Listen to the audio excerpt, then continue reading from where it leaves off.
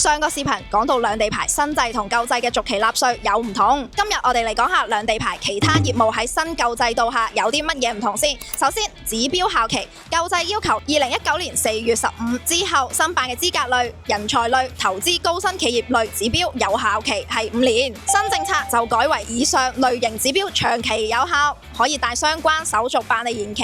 然後係更換車輛同埋更換司機業務，舊制下辦理新牌照後更換駕駛人同車輛都有時間間隔限制，新制下更換駕駛人同埋車輛都唔受時間限制，可以隨時更換。仲有車輛檢驗業務，舊制下粵港車牌車輛車齡超6年，每年年審延期指標都要年檢。新制就改為港澳首次註冊6年內非營運車輛唔使上線驗車，第6年、第10年上線驗一次，10年以上就需要每年驗一次啦。兩地牌嘅政策咁好，仲唔把握呢個機會？想入手嘅朋友快啲嚟 PM 我哋啦！更多兩地牌資訊，下次講俾你聽。